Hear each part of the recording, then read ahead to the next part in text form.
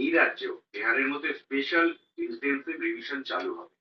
প্রশ্নটা হচ্ছে election commission কি করবে আগস্ট মাস থেকে? এই রাজ্যে হবে কি হবে না সেটা নির্দিষ্ট করে না না, এটা তো পরিষ্কার যে সুপ্রিম কোর্ট মহামান্য উচ্চ আদালতে এই কেসের হিয়ারিং গতকালকে একটা হয়েছে এবং আরেকটা হিয়ারিং বোধহয় জুলাই শেষের দিকে হবে 28 তারিখে, যেখানে সরকারের পক্ষ থেকে কিংবা ইলেকশন কমিশনের পক্ষ থেকে তাদের বক্তব্য শোনা হবে। এটা হলো এক। দ্বিতীয়ত হচ্ছে যে বছর পর বছর আমরা তো রাজনৈতিক মানুষ, আমরা তো সারা বছর প্রায় 3-4টে ভোটার লিস্ট নিয়ে সারাক্ষণ আমাদের ছেলেরা সংগঠনরা ঘুরতে থাকে।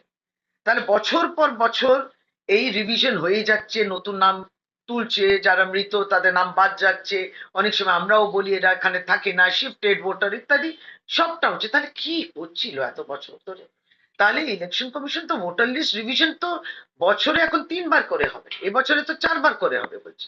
তাহলে হচ্ছে তো। তাহলে এত বছর তাহলে ইলেকশন কমিশনে বলুক যে আগে ইলেকশন কমিশন কাজটা ঠিক হয়নি।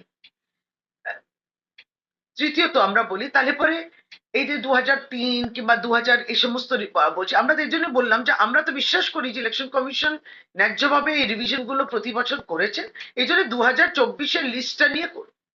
তাহলে এত যদি স্পেশাল ইন্টেন্সিভ রিভিশন করার কথা ছিল, মানে সবসময় এমন হাবভাব যে তারা যেন ইললিগাল সিটিজেন্সদের বাদ দিতে চাইছে আর আমরা যেন ইললিগাল সিটিজেন্সদের ধরে রাখতে চাইছি, এই নেগেটিভ কিংবা এই প্রজেকশন আমাদের সম্বন্ধে করাটাই ভুল। আমরা তো চাইছি বৈধ নাগরিকই কিন্তু ওই ভোটার লিস্টে রয়েছে। তাহলে এইটা যদি এসআইআর করার ছিল, যেটা মহামান্য আদালতও বলছে যে সমস্ত রাজ্যেই হোক এবং একটা ধীরে সুস্থে একটা প্রসেস নিয়ে করুন। আপনি সেন্সাস করার জন্য, এটা মহামান্য আদালত নয়, আমরা বলছি সেন্সাসের জন্য আপনি 2 বছর সময় নিচ্ছেন, যে আরো 2 বছর লাগবে আমাদের পুরো সেন্সাস বাড়ি বাড়ি ঘুরবে। আর এসআইআর আপনি বলছেন একবারই 45 দিনে শেষ করবো।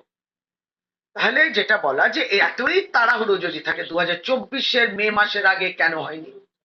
তখনও তো এসআইআর করতে পারতেন, বিরাট একটা বড় লোকসভা নির্বাচনের আগে একবারই ভালো করে, তারও 6 মাস আগে এসআইআর।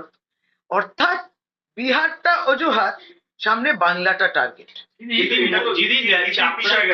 বিরোধী দল আগস্ট মাস থেকেই হবে এটা দাবি করছে, আগস্টের প্রথম থেকে এই রাজ্যে হবে। তার মানে আপনি বলছেন যে ঠিক যেভাবে ভারতীয় জনতা পার্টি বলতো আমরা কেন্দ্রীয় সরকারকে বলে দেব একটা ফোন করব 100 দিনের কাজ টাকা বন্ধ হয়ে যাবে, ঠিক সেই রকমই তিনিও একটা ফোন করছেন 1 লাখের ফোন, এবং তাতে ইলেকশন কমিশন 1 আগস্ট থেকে আরম্ভ করবে, তাই বুঝতে পারবেন কি? তাহলে তো খুবই দুঃখের বিষয়, পলিটিক্যাল এক্সিকিউটিভ কথা বলবে এবং নিরপেক্ষ একটি প্রতিষ্ঠান যেটাকে আমরা খুব শ্রদ্ধা করি, আমরা কতটা নির্ভরশীল। দিদি চাপড়ায় যে তৃণমূল রেপ করেছিল